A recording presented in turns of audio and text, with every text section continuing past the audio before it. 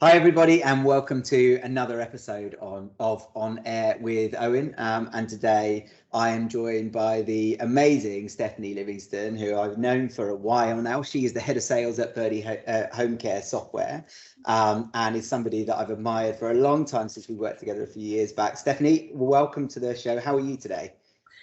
Thank you. Yeah, I'm really good, thanks. I'm good. I'm well rested after a long weekend. So I'm sure. Glorious weather as well. Well, not so much. I'm up in Scotland at the moment, and it's I think like -2, -3. So it's not the best. Take it back. Well, look, it's really nice to have you with us today. And today we're talking about a topic that I know is something you're really passionate about, which is creating an environment for women to succeed in sales. And I know this is a topic that a lot of people listening and watching will see as a very important one as well. So really glad to be giving it airtime today and to be discussing it with you. Before we get into that topic, though, I'd like to give you the chance to have 2 minutes to talk about who is Stephanie and who is Birdie Home Care Software, and just give us a really quick overview of you and the organisation you're a part of. Sure.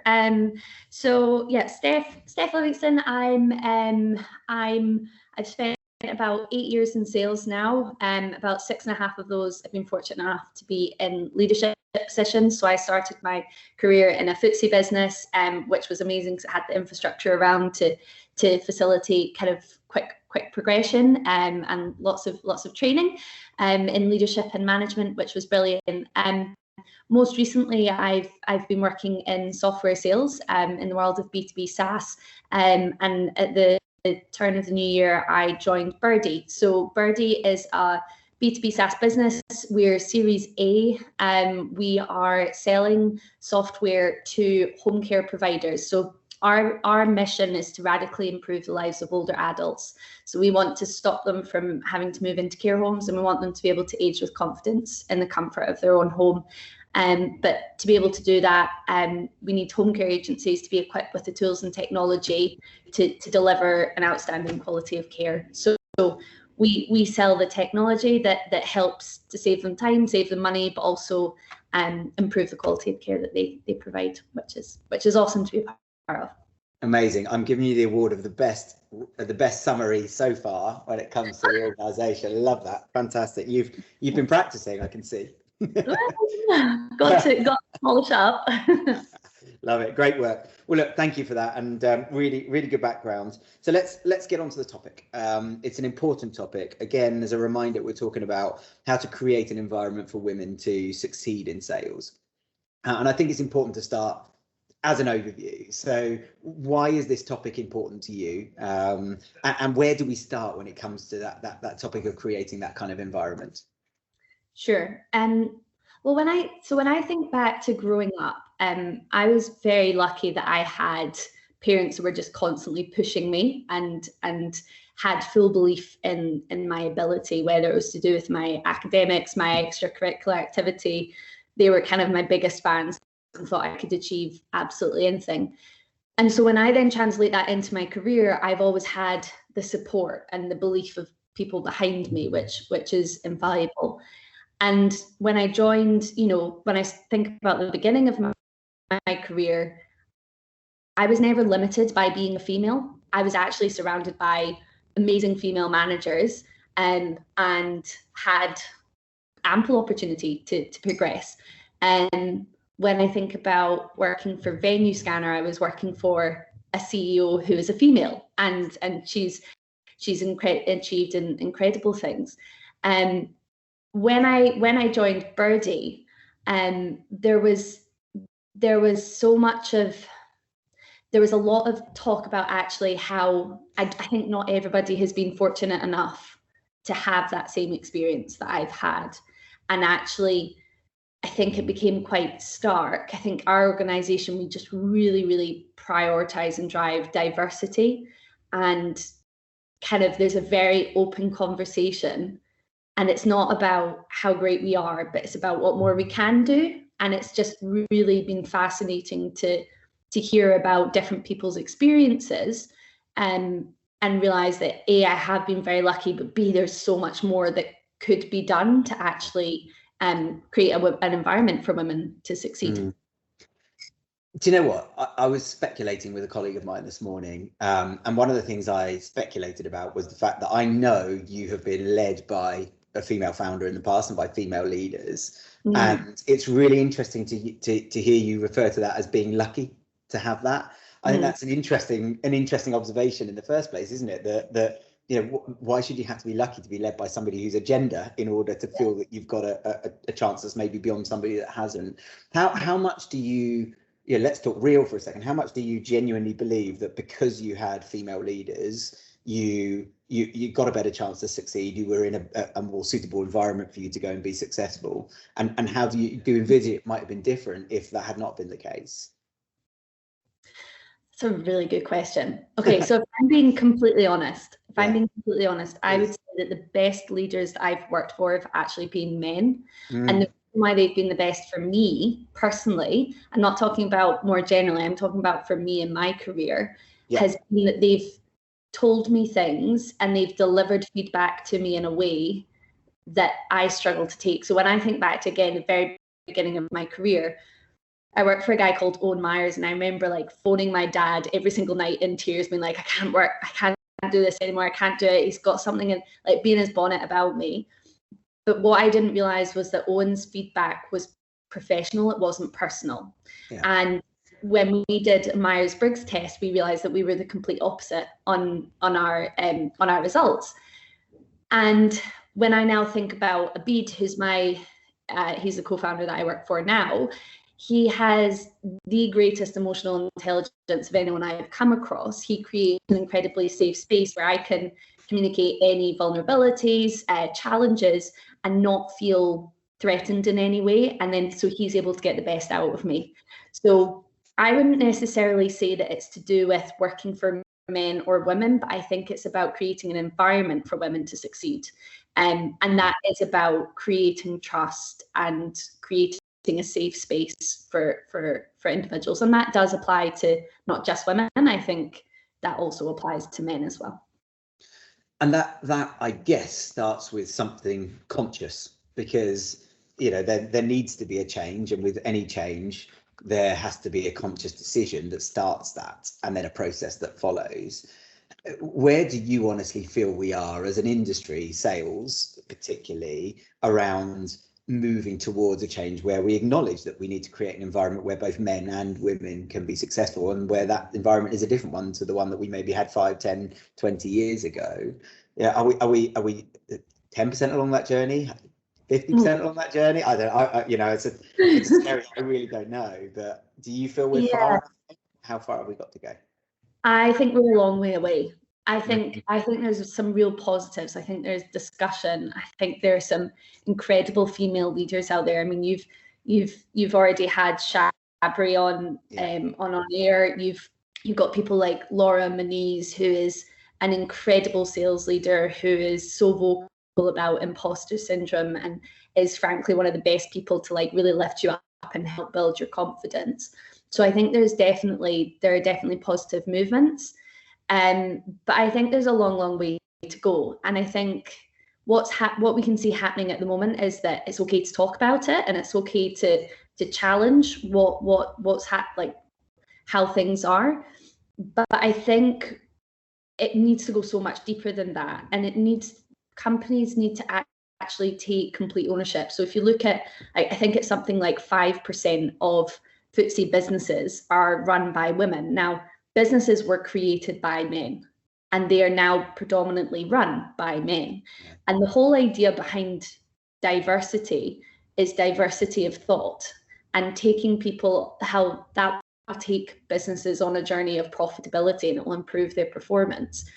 If you don't have women as part of your board, your leadership team, you're not necessarily going to think about things from the perspective of the women in the company. And if you're not thinking about it from their perspective, you're not necessarily going to get the most out of them.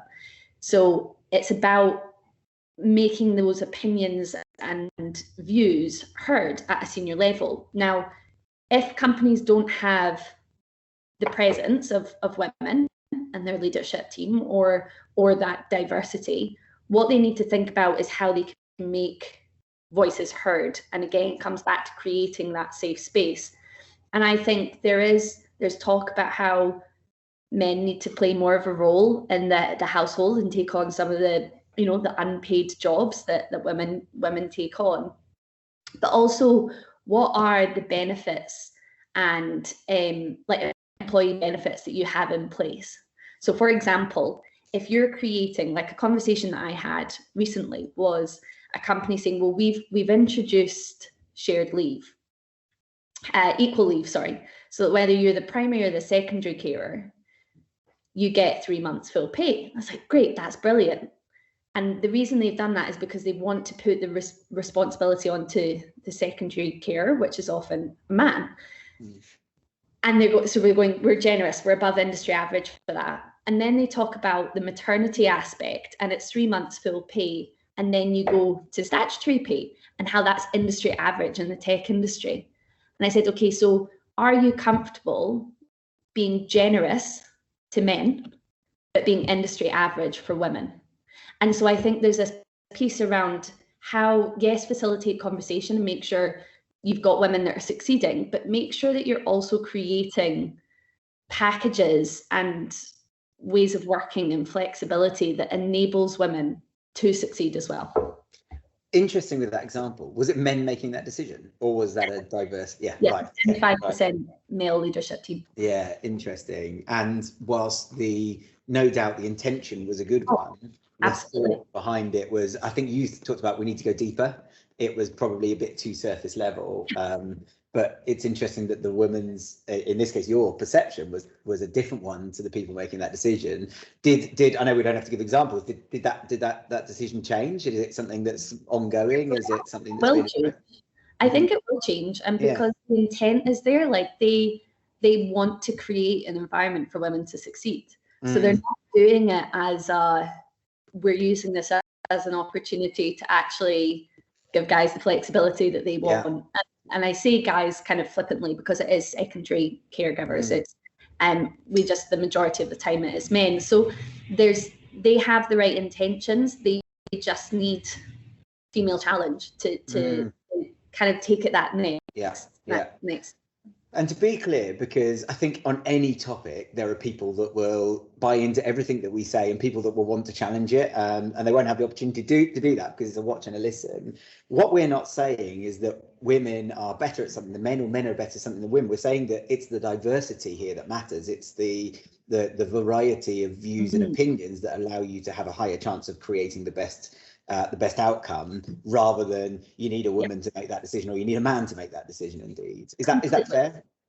Yeah. So when I started to get interested in this topic a few years back, I read Lean In by Sheryl Sandberg. So she's for anyone that doesn't know, she was the COO of Facebook. She might actually still be there, and she wrote this amazing book called Lean In, and it's all about.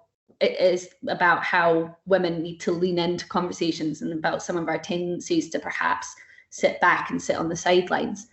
And one of the things that she talked about was that when she was 8.5 months pregnant, and she's walking across the Facebook car park from the bottom of the car park all the way up to the office, and then she storms into the CEO's office, and it's just like, we have to create spaces for women, pregnant women, at the front of the car park.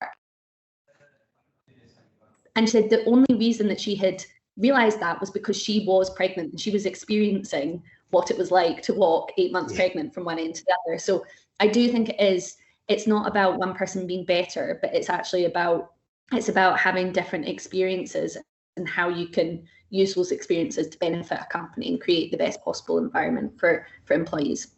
And it's interesting because we're getting from creating an environment for women in sales to succeed to actually the value of diversity as a general thing, because we're not just talking about women, we're talking about the difference between a pregnant woman and a woman who's not pregnant. And you know, equally, you would have a woman who's pregnant who may be from an ethnic minority who would see things a completely different way for their reasons. And I think the power of diversity generally is coming out in this conversation, which is amazing. Let's bring it back to creating that environment for women to succeed in sales. What can men like me, a founder, do to help push things in the right direction. So you talked about being conscious of it and being aware of it and being proactive with it. What are the sorts of things that you'd like to see people like me doing more of? Sure. So first of all, I think it's important to be aware that there's internal and external factors.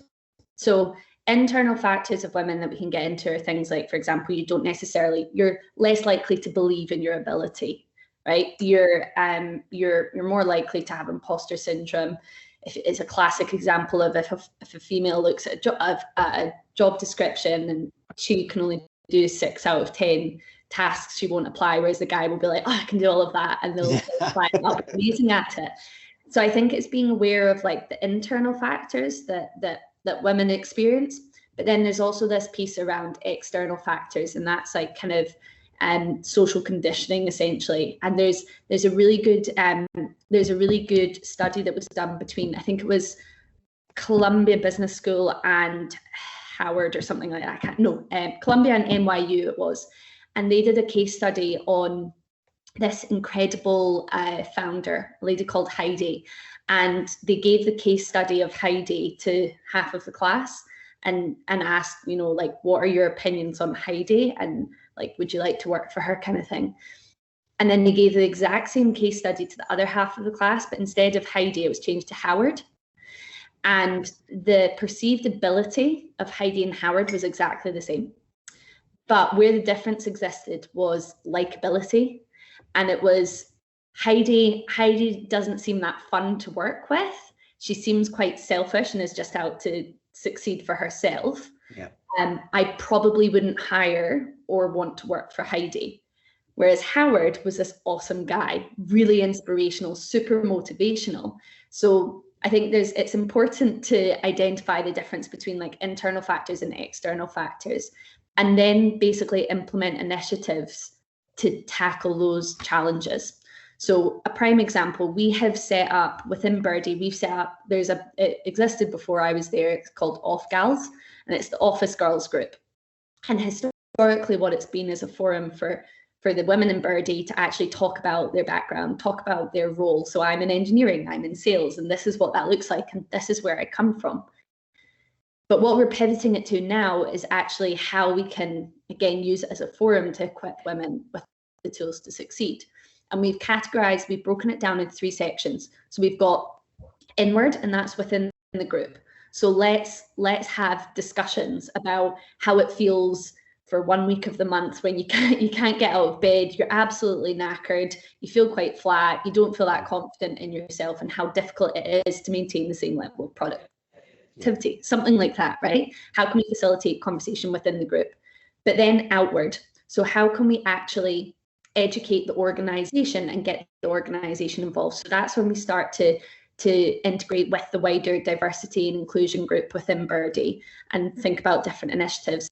That's when we think, right, well, we're going to have an external speaker in to Birdie to talk about imposter syndrome. Actually, that's relevant to men as well as it is to women. But then let's also do lunch and learns to educate people on various aspects of being a woman.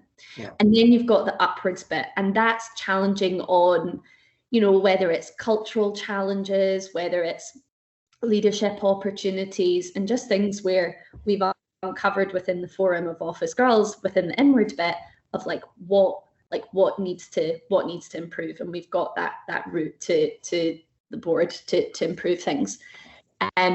So I'd encourage like setting up a forum again where women feel safe, because even if you have, you're doing all these amazing things, you need to get my experience is that it won't really be, they'll be afraid to talk about how they really feel about it.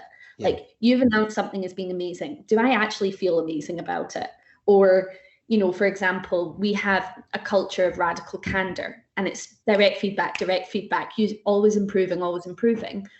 But again, men versus women and how they receive feedback, women, it will often it will really hit their confidence. And if your confidence is hit, then that impacts your productivity. Yeah. So it's being aware of internal and external factors and how that impacts productivity and fulfillment within a job. You've used the word safe quite a lot, as in creating a safe environment, a space where people feel safe to be, I think what you're saying is be honest, be open, and be comfortable doing that. Can you talk a bit more around how a company can achieve that? So you talked about a forum there, for example. Is that a good way of achieving that, or could it be perceived as being kind of, if I floated in and created it in the business, maybe it's a tick box exercise and we haven't really thought about what women in the organisation need, or are we better to go out to women in the organisation and say, well, what do you need and how can we help you with this? Yeah. So first of all, I would be, if I was in your position, I would be speaking to a female within AIR and saying, I've had this idea, would really love to make sure that we're actually giving women a voice, but also like a forum where things can be treated confidentially and they can discuss them.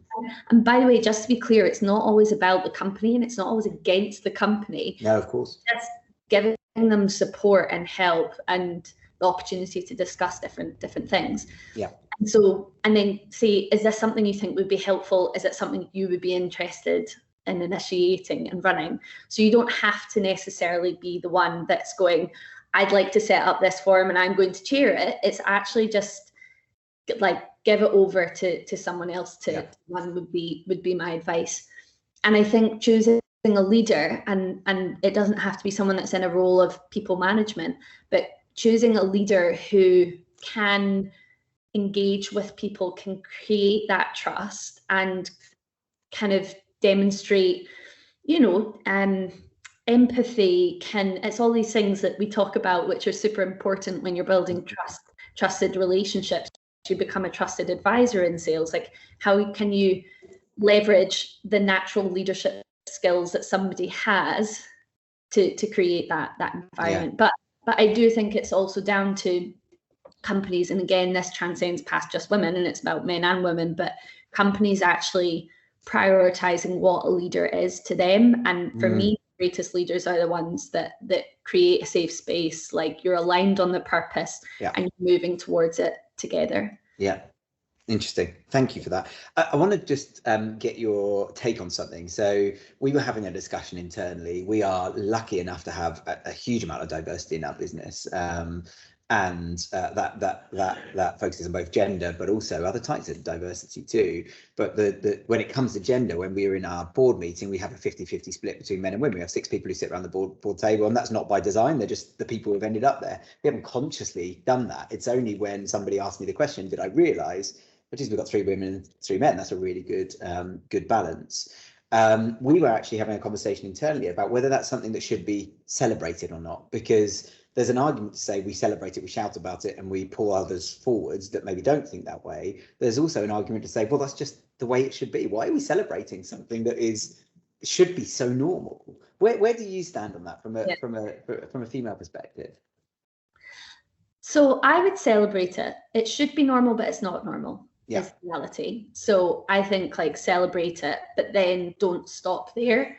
I'm a firm believer that you shouldn't then swing in the other direction. So for me at the moment, like Birdie as an example, we're about, I think like 35 to 40% women in the organization. So if you compare that to the tech industry, which is something like 20% female, we're doing all right, but we're like, right, we need to push forward. The challenge that I face within the sales team is that we're actually kind of probably predominantly female. I would say about 70 to 75% female. And so that goes against diversity of thought. So for me, I'm like, we need to think about how we're getting a proper balance within the team. So I think always be striving, and that doesn't mean striving to send the balance the other way.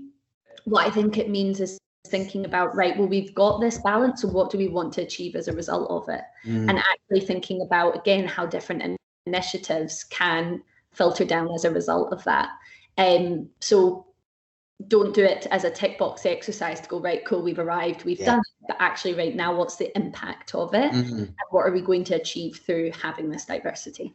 Yeah, it's interesting, isn't it? Because I think there's this I've seen more and more I'm going to use, say, content, online conversation, LinkedIn, that sort of stuff, particularly on things like International Women's Day, where people have said, actually, I'm not a female founder, I'm a founder, or this person isn't a female CEO, they're a CEO. Whereas I think 3-4 years ago, we were highlighting it. And I think to a degree, there's movement around what the right way to talk about these things is, to have a positive impact, not because there's a right or a wrong, but because we want to have a positive impact. So when it comes to that discussion, shouting about the fact that we've got 3 women who sit on our board and 3 men who sit on our board could be perceived as patronizing to one person, but on the other hand could be seen as a celebratory thing that pulls other companies along that maybe have not consciously thought about it. And I think it's like anything, isn't it? It's often the way that things are communicated that matters, rather than the actual what's said. And I think to a degree we need to be more open with with, as you said, celebrating things that in the right world would be normal, but they're not, and acknowledging that and saying, look, they're not normal, so let's shout about them, because hopefully that pulls people in the right direction. Language is playing a really key part in this, and you used the example earlier of Heidi and whoever it was, Howard, and the language that came out in describing that person changed with ultimately the same profile. What are the sorts of things that we say, probably subconsciously, but it's there and we need to address it, either as men or as women, that are having an impact on those perceptions? I've got a funny take on this. So because I think generally speaking, men and women are different, and we've got different strengths and weaknesses. And I think it's the tone in how you say something. So if someone describes me as emotional, I am very emotional, but it's actually one of my strengths. You can portray it, and my brother used to tease me for being overly emotional, and it was always a negative thing. But actually for me, it's one of my strengths as a leader, because I understand people and I care about them and I want to see them succeed, and they can see that, so that builds trust, and they know that I care more about them than I do the number. And ironically, you'll get to the number, by the way, if you do trust your people and create an environment for people to succeed.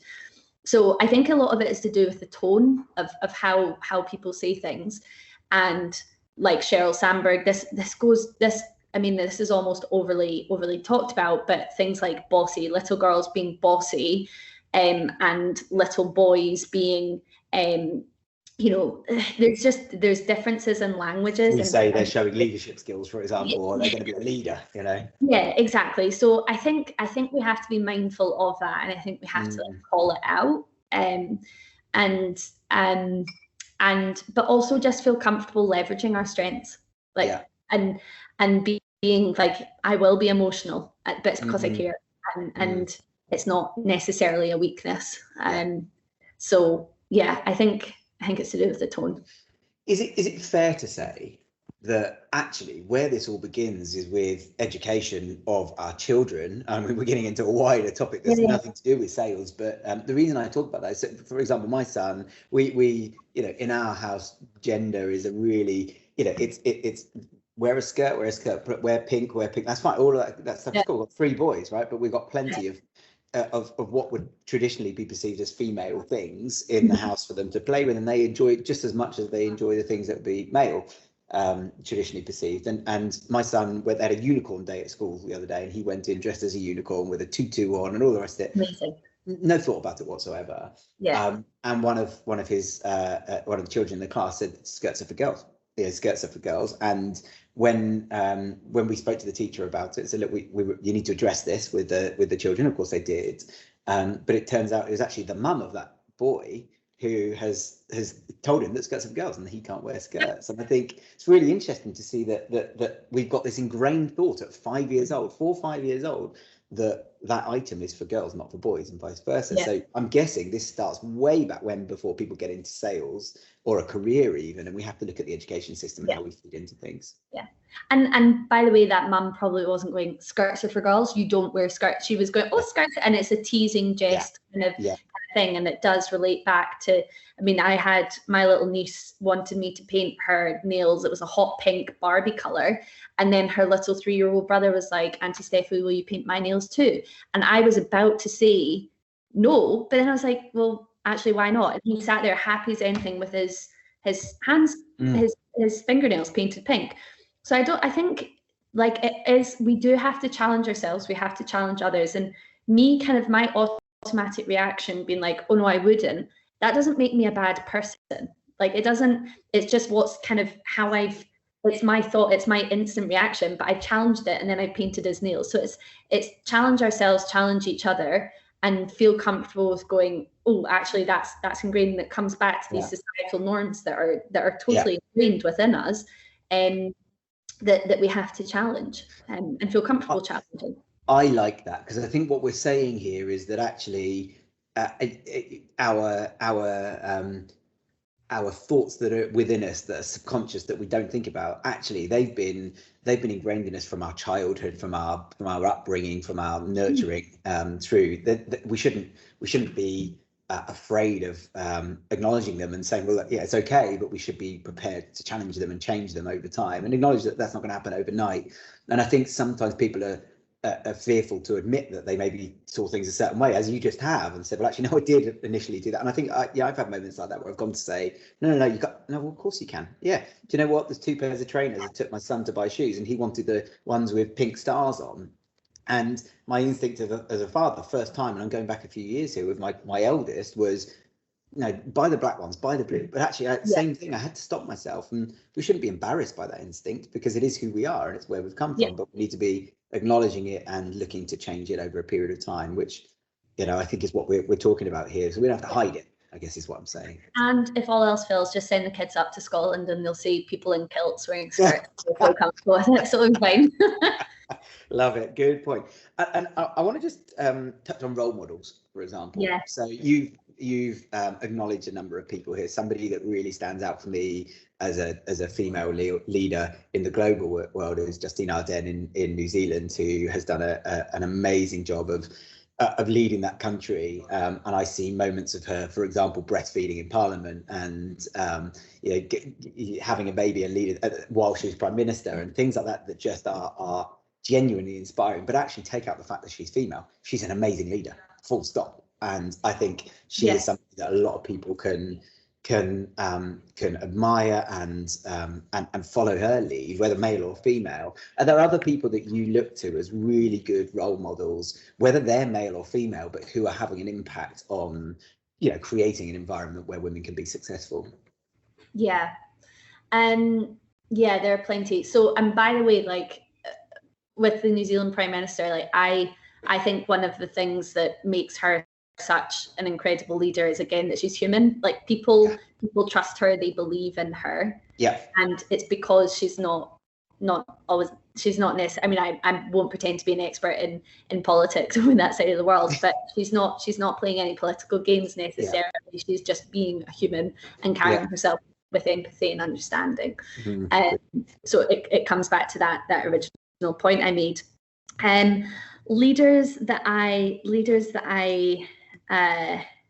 so I have, it's a difficult one, because the people that so when you think about like famous people, for example, for me, I feel incredibly inspired by sports people, and they're not necessarily the captains or the leaders of their team, but they're people that are constantly pushing their limits and putting themselves outside of their comfort zones. Yep. When I think about inspirational leaders, I think more about people that I have worked with and for. Yep. And the reason I care more about them than like people in the press or the media or whoever is because I have experienced their leadership firsthand. So prime example is the CEO, a CEO that I used to work for, a guy called Jamie, Jamie Livingston. He so happens to be my cousin, but he is an incredibly intelligent,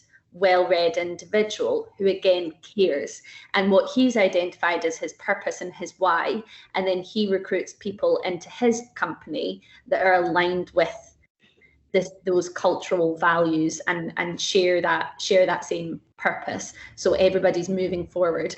And he constantly challenges his way of thinking. So he will read publications that go against how he thinks, because he wants to immerse himself in different schools of thought. So whenever I think about great leaders, I do ultimately think about Jamie, probably first and foremost.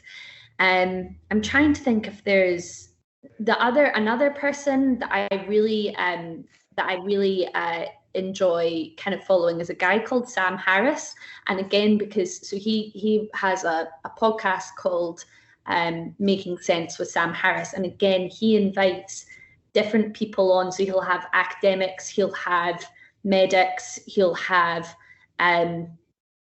businessmen, politicians, a whole host of individuals, again with different opinions, and he'll start this open conversation, and he'll say the difficult, challenging things, but he creates a conversation for people to challenge ways of thinking. So I think probably what I'm getting to the point of, it's just like educate yourself, challenge yourself, and create a trusting environment, probably. Okay. But when I am assessing leaders, I've got like the 5C framework, which I think about, which is, first of all, character, and that's the trust bit.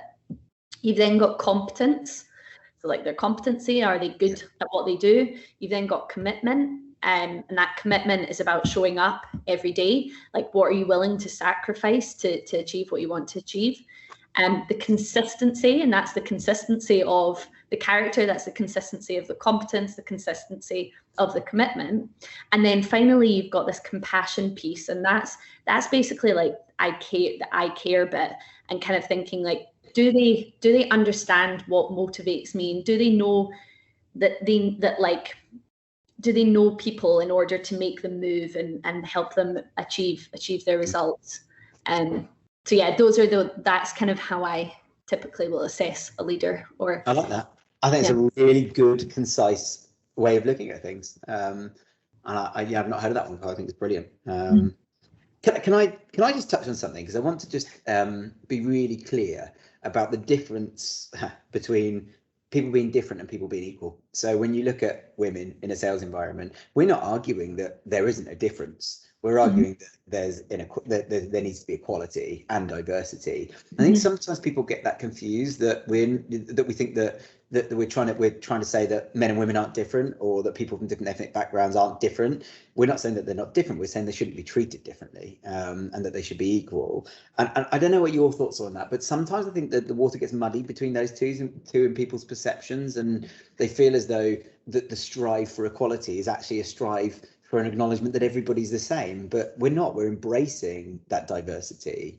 Do you get a sense of that people are muddying those, or do you think there's a very clear view between, we're trying to drive for equality and diversity, or we're trying to acknowledge that people are the same? So I think we've come a long way in improving equality. Yeah. I think the reality is that it depends in what area you're looking as to whether or not equality exists. Yeah. A prime example is, and this is perhaps a controversial thing to say, but if you look at like separated parents, there's not equality.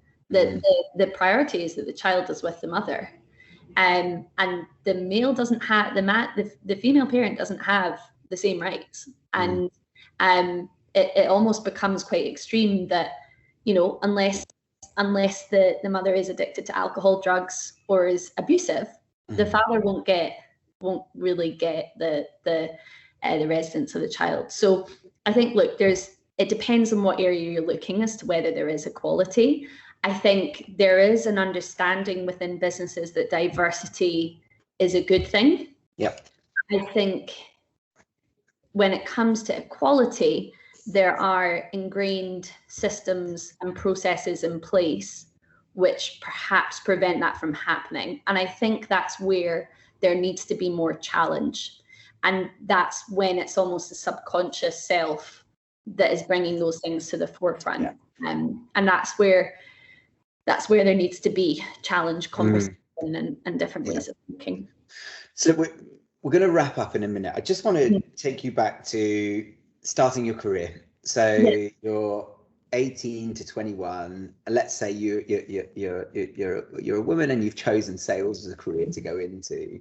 What advice would you give to somebody young now, starting their career out as a woman, in terms of making sure that you pick the right organization, or the right, the right sort of organization with the right mindset, the things to look for, but also the things that you can do to contribute to this moving in the right direction? Okay, so that's a big question. There's really good stuff in there. Right, first thing I would say is that they need to find their purpose. And to find your purpose, first of all, just be like, what am I fascinated by? Like completely, totally, and utterly fascinated by. And then the second thing is ask yourself, like, when are you at your best? So what I'm fascinated by personally is how to deliver positive societal change, right? So for me, working for Birdie is incredible. And that I do feel lucky to be working for a company like that, because I can see the impact that the business I'm working for is having. Yeah. When I'm at my best is when I'm out of my comfort zone. And so that could be in somebody challenging me and telling me what I don't want to hear. That could be in capacity. That could be learning curve, whatever it is. When am I at my best is the second thing to really uncover. The next thing I would say is perhaps a bit more like kind of generic feedback for women, that it might not necessarily apply to all women, but I would kind of encourage people. And I mentor 2 women in Uganda, and I was doing this exercise with one of them today.